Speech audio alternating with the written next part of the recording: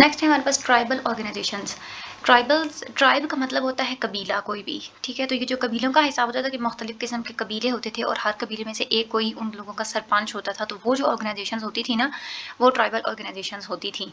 वहाँ पे अब ये पहले तो बैंड्स का ये होता था कि वो बहुत स्मॉल सोसाइटीज़ होती थी और वो लेस सेडेंटरी होती थी, यानी कि वो मूव करती रहती थी क्योंकि वो शिकार पे गुजारा करते होते थे। तो जैसे जैसे शिकार मूव करता होता था तो वो सोसाइटी जो है वो भी मूव करती होती थी। फॉर एग्जाम्पल कोई बहुत ज़्यादा ठंडा इलाका है, वहाँ पे अगर सर्दियाँ जब होती थी तो वहाँ पे ठंड ज़्यादा पड़ती थी, तो वहाँ से जानवर जो है वो जो दूसरे जो मॉडरेट एनवायरनमेंट्स हैं उनकी तरफ मूव करते थे। तो बैंड्स जो सोसाइटीज़ होती थी उनको भी फिर फॉरेजिंग सोसाइटीज़ को जो है वो मूव करना पड़ता था। तो लेकिन जो ट्राइबल ऑर्गेनाइजेशन जो थी उसमें ऐसा नहीं था। वो ज़रा जो पीपल होते थे वो सेडेंटरी होते थे।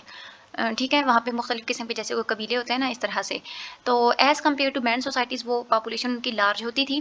तो जैसे होता था कि जैसे हम लोग अभी भी जो बहुत ज़्यादा लेस डेवलप्ड सोसाइटीज़ होती हैं, उनमें ऐसा होता है कि पंचायत का तसव्वुर होता है।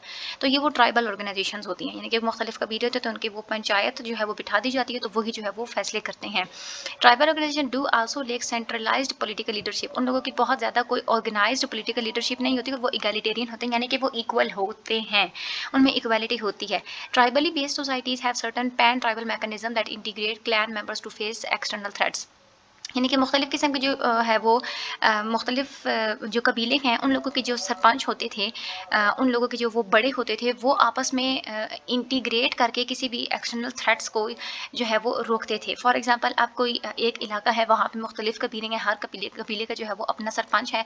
तो जैसे-जैसे कबीलों की जब आपस में लड़ाइयाँ होती थी, तब तो वो कबीले जो है वो आपस में बैठ के उन लोगों के जो सरपंच होते थे वो आपस में फ़ैसले करते थे। लेकिन अगर कोई बाहर की कोई दुनिया से अगर कोई आ रहा है उन लोगों की पूरी कम्युनिटी को थ्रेट करने के लिए, तो तब वो क्या होता था कि वो सारे ट्राइबल्स जो हैं वो ट्राइब्स वो आपस में इंटीग्रेट करते होते थे। इंटीग्रेट करके वो एक्सटर्नल थ्रेट्स का जो है वो सामना करते होते थे। Clan elders do not hold formal political offices. ये वही बात है कि जो वो सरपंच होते थे, यानी कि जो वो पंचायती जो होते थे, उन लोगों के जो सरबराह होते थे, उन लोगों के अपने कोई फॉर्मल पॉलिटिकल ऑफिसेज़ नहीं होते थे। लेकिन वो अपने क्लैन्स की, अपने वो रहने वाले लोगों की जो है वो उन लोगों के अफेयर्स को मैनेज करते थे, उन लोगों के डिस्प्यूट्स को सेट करते थे, या किसी दूसरे बाहर के लोगों के सामने अगर उनकी रिप्रेजेंटेशन करनी है तो वो उसमें जो है वो हेल्प आउट करते थे। तो इस तरह से वो उन लोगों का एक पूरा निज़ाम जो है वो चल रहा होता है। देन जो है वो चीफडम सोसाइटीज़ जो होती है ना, ये ज़्यादा फॉर्मल भी होती हैं और यहाँ पे पॉलिटिकल स्ट्रक्चर जो है ना वो परमानेंट होता है।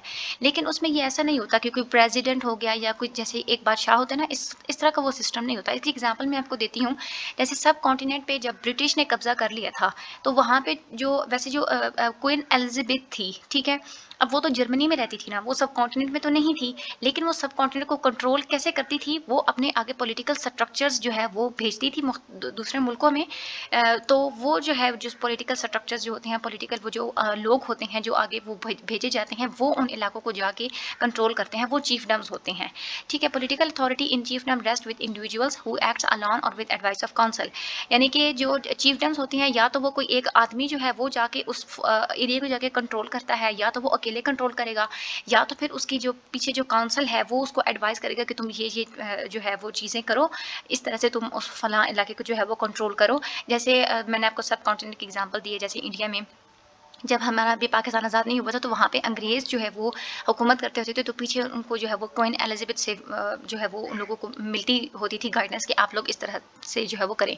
Most region tends to have quite distinct social ranks rely on the feasting and the tribute as major way of the distributing foods. अब ऐसा नहीं होता कि ऐसा भी होता है कि जो चीफडम्स होते हैं ना, या तो ये होता है कि वो बहुत ज़्यादा जुल्म करते हैं वहाँ के दूसरे इलाकों को जहाँ पे जाके वो कंट्रोल करते हैं, लेकिन बहुत दफ़ा ऐसे भी होता है कि वो फैसिलिटीज़ भी देते हैं, जैसे खाना वगैरह तकसीम करना या इस तरह से। सो ये एक उन लोगों का एक होता है कि कुछ एडवांटेजेस भी हो जाए, कुछ जो है वो चीफडम जो है वो बहुत ज़्यादा ऑप्रेसिव होते हैं, कुछ जो है वो बहुत ज़्यादा केयरिंग भी होते हैं।